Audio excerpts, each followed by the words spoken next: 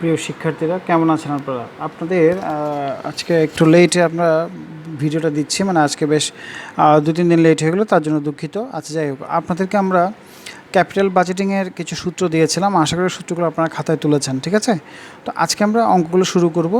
যেমন আপনাদের ক্যাপিটাল বাজেটিংয়ের প্রথম টপিকটা হচ্ছে পেব্যাক পিরিয়ড। পেব্যাক পিরিয়ড কাকে বলে? পেব্যাক পিরিয়ড মানে হচ্ছে আপনি কত সময়ের মধ্যে আপনার মূলধনটা আপনার কাছে ফেরত পাবেন। দ্যাট মিনস আমি যদি 5 লাখ টাকা বিনিয়োগ করি এবং প্রতি বছর একটা নির্দিষ্ট পরিমাণ অ্যামাউন্ট আমি কোনো একটা ওই প্রজেক্ট থেকে পাই, তাহলে কত বছরে আমার সেই 5 লাখ টাকা পূর্ণ হবে, এটা বের করাটা হচ্ছে পেব্যাক পিরিয়ডের কাজ।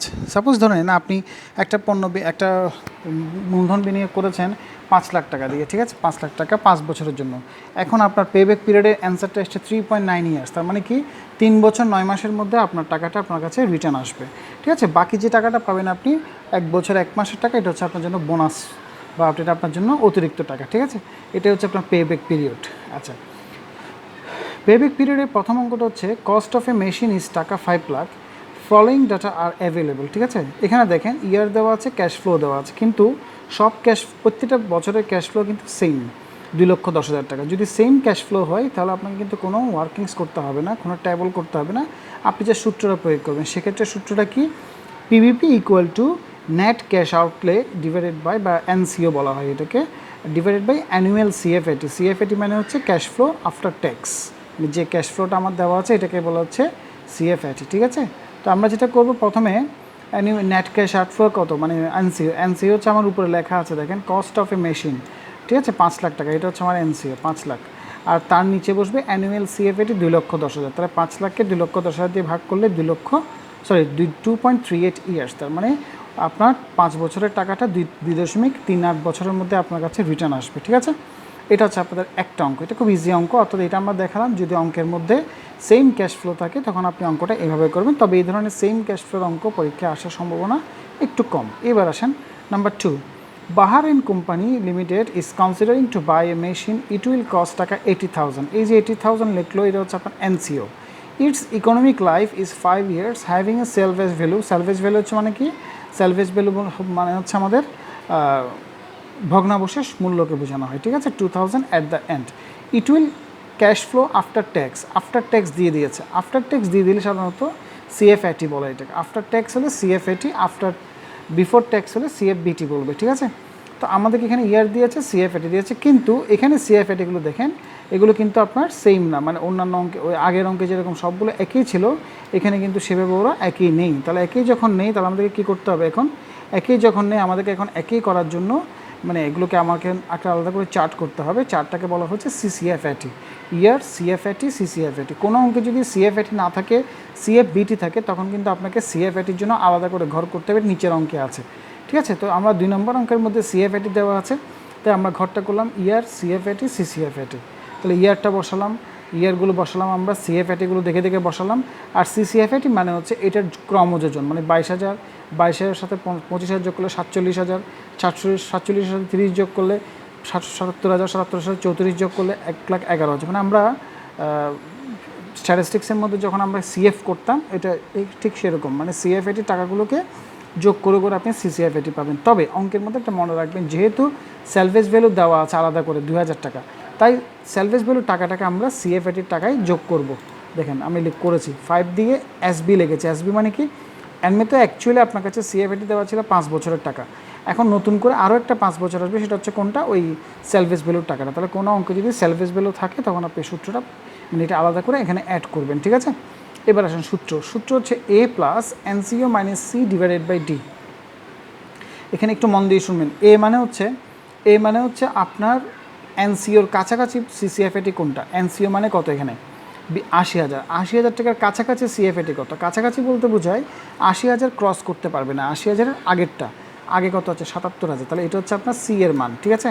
তাহলে ওই বরাবর যেটা আপনার বছর থাকবে সেটা হচ্ছে এর মান, আর সি যেটা ধরেছেন আপনি তার পরের বছরের সিএফএটিটা হচ্ছে ডির মান। এটা মুখস্থ রাখবেন। আমি আবার বলছি, সি মানে কোনটা? আপনার যদি 80,000 টাকা বরাবর এখানে থাকতো তাহলে ওইটাই সি হতো, কিন্তু যেহেতু এখানে 80,000 টাকার কোনো অ্যামাউন্ট নেই, যেহেতু আপনার এনসিও 80,000, তাহলে 80,000 টাকার কোনো অ্যামাউন্ট আপনার কাছে নেই। তাহলে আপনাকে কী করতে হবে? এখানে 80,000 টাকার কাছাকাছি মান যেটা, মানে 77,000 টাকা এখানে আছে, তাহলে ওইটা হচ্ছে আপনার সি মান। সি বরাবর যেটা পাবো আমরা, সি বরাবর যেটা ইয়ার আছে সেটা হচ্ছে এর মান, ঠিক আছে। আর সির পরের বছরে যেটা সিএফএটি আছে এটা হচ্ছে ডির মান। এরপর আপনি সূত্রটা প্রয়োগ করবেন, মানটা বেরিয়ে গেছে 3.08 ইয়ার্স, ঠিক আছে, ক্লিয়ার? ওকে। 3 নাম্বার খুব ইম্পর্ট্যান্ট একটা অঙ্ক। A chemical company is considering A project which requires an investment of টাকা 5 lakh, the estimated salvage value is 0, মানে স্যালভেজ ভ্যালু নেই এখানে, ঠিক আছে।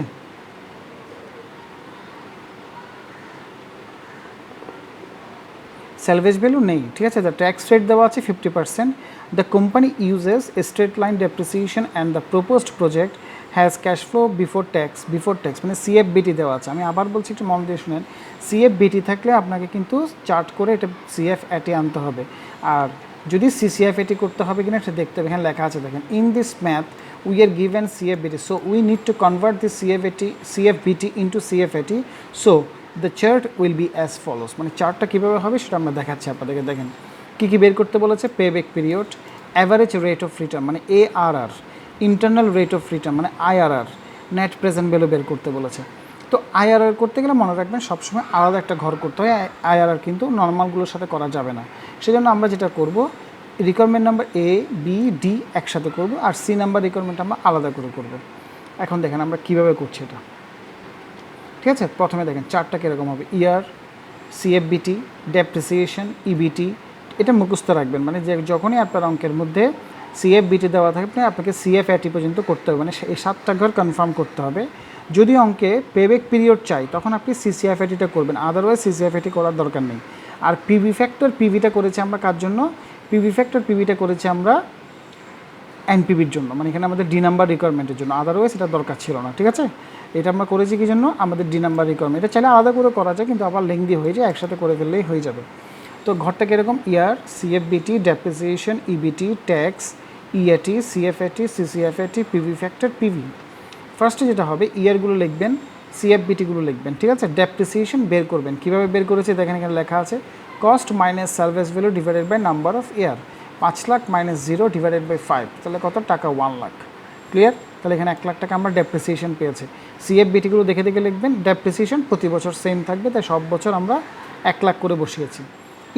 ইবিটি মানে কি, কত, 4 = 2 - 3, মানে 2 নম্বর কলাম থেকে মান থেকে 3 নম্বর কলামের মানগুলো বিয়োগ যাবে। তাহলে 1,30,000 থেকে 1 লাখ বাদ গেলে 30,000, 1 লাখ থেকে 1 লাখ গেলে 0, এইভাবে করে করে সবগুলো বাদ দিলাম আমরা। 5 নম্বরে গিয়ে আমাদের করতে হবে ট্যাক্স। ট্যাক্স কত পার্সেন্ট, 50% লেখা আছে অঙ্কে।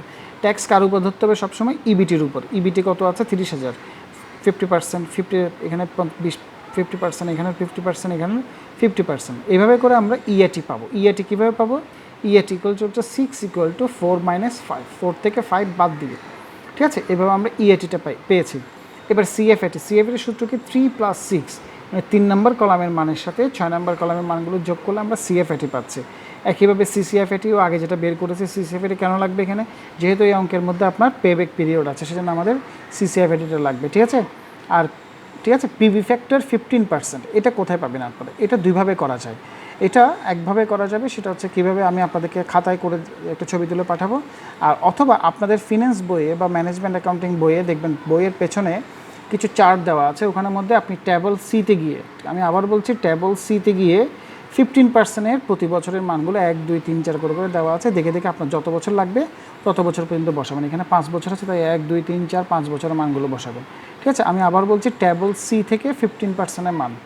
আর যদি ম্যানুয়ালি করতে চান কীভাবে করতে হবে, এটা আমি আপনাদেরকে লিখে ছবি তুলে পাঠিয়ে দিচ্ছি, একটু পরেই পাঠাবো, ঠিক আছে। আর পিভি এখানে দেওয়া আছে, পিভিটা কীভাবে বের করতে হবে, 7 × 9, মানে 7 নম্বর কলামের মানের সাথে 9 নম্বর কলামের মানগুলো গুণ করলে আপনার পিভির মানটা বের হবে। আর পিভির টোটালটা বের করতে হবে, আর ইএটি টোটালটা বের করতে হবে। ইএটি টোটালটা কেন বের করতে হবে, কারণ যেহেতু অঙ্কের মধ্যে আপনাকে ARR বের করতে বলেছে, ARR বের করতে বললে তখন ইএটি লাগবে, আদারওয়াইজ ইএটির যোগফলটা দরকার নেই, ঠিক আছে। এবার আসেন একটা একটা রিকোয়ারমেন্ট আমরা করব। প্রথম রিকোয়ারমেন্টটা ছিল পিবিপি। পিবিপি সূত্র হচ্ছে A + NCO - C / DT, আমরা একটু আগে করেছি। তো আমাদের এই অঙ্কে কত, NCO 5 লাখ, তাহলে 5 লাখের কাছাকাছি সিসিএফএটি কোনটা দেখেন, 4,65,000, এটা হচ্ছে আমাদের কাছাকাছি সিসিএফএটি, তাহলে এটার মান হচ্ছে C। তাহলে C বরাবর যেটা বছর আছে সেটা হচ্ছে আমার জন্য কি, A, তাহলে কত, 4 হচ্ছে আমার এর মান। আর যেটা আমি সিসিএফএটি ধরেছি C, 4,65,000, তার পরের বছরের সিএফএটিটা হচ্ছে ডির মান, এই যে দেখেন ডির মান, ঠিক আছে। এবার মানগুলো বসালে আমার আনসারটা আসছে কত 4.19 ইয়ার্স, মানে 4.19 বছর।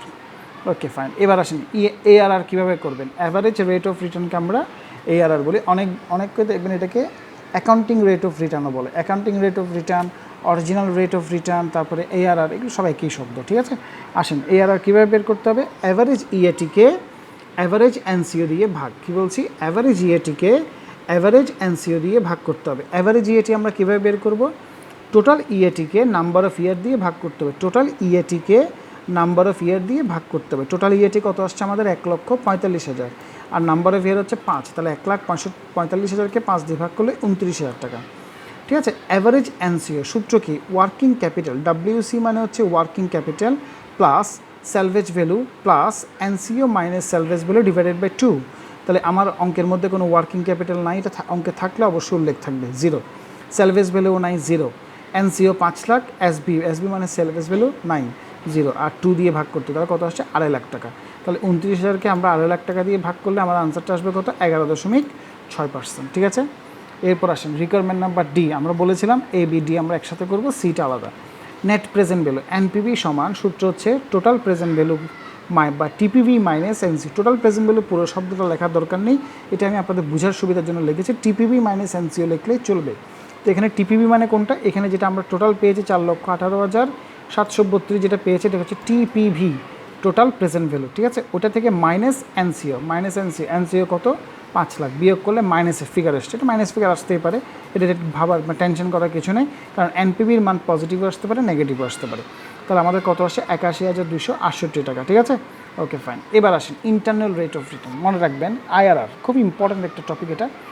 IRR যখন করবেন, IRR এর মধ্যে সবসময় মনে রাখবেন দুইটা আপনার ডিসকাউন্ট রেট লাগে, একটা পজিটিভ ডিসকাউন্ট রেট, একটা নেগেটিভ ডিসকাউন্ট রেট, ঠিক আছে। তো আমাদের এখানে অলরেডি একটা 15% ডিসকাউন্ট রেট আছে, সেটা দিয়ে আমরা যে অঙ্কটা করেছি সেটা আমাদের আনসারটা আসছে নেগেটিভ। তাহলে 15% যদি নেগেটিভ হয় তাহলে আমাকে পজিটিভ করতে হবে।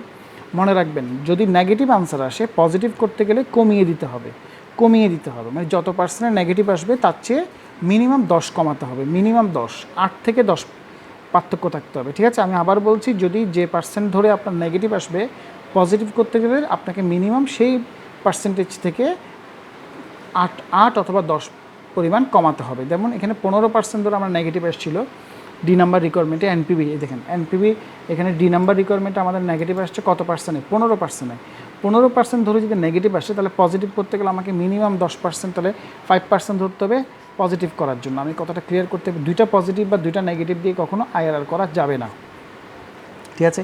আর যদি এটা পজিটিভ আসতো তাহলে নেগেটিভ করার জন্য আমরা কী করতাম, বাড়িয়ে দিতাম।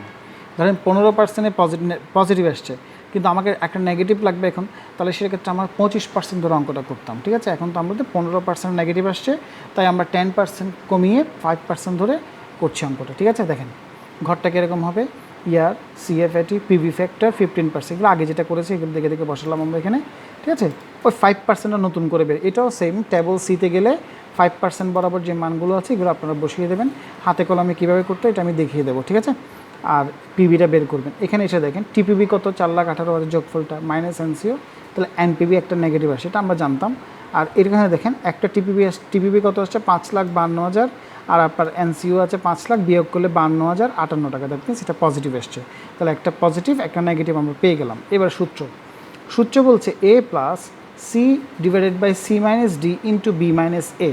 এখানে এ মানে হচ্ছে ছোটো পার্সেন্টেজটা, আমি কি বলছি একটু সূত্রে লিখে দিয়েছি, এ মানে হচ্ছে ছোটো পার্সেন্টেজটা।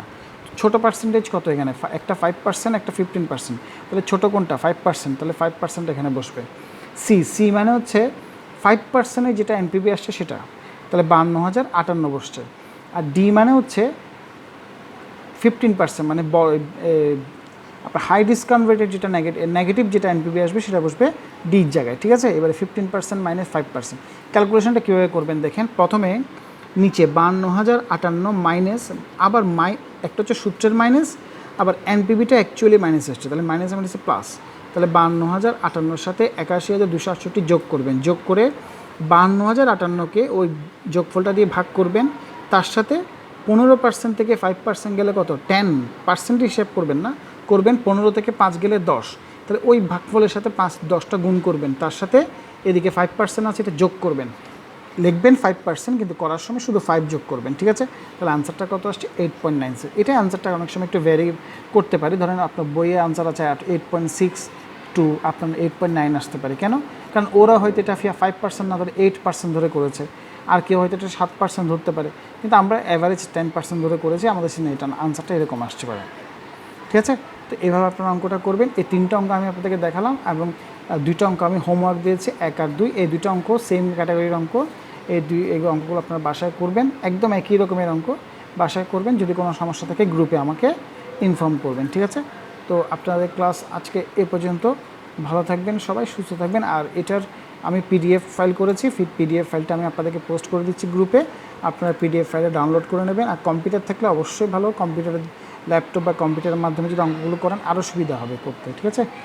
ওকে ফাইন, ভালো থাকবেন সবাই, সুস্থ থাকবেন।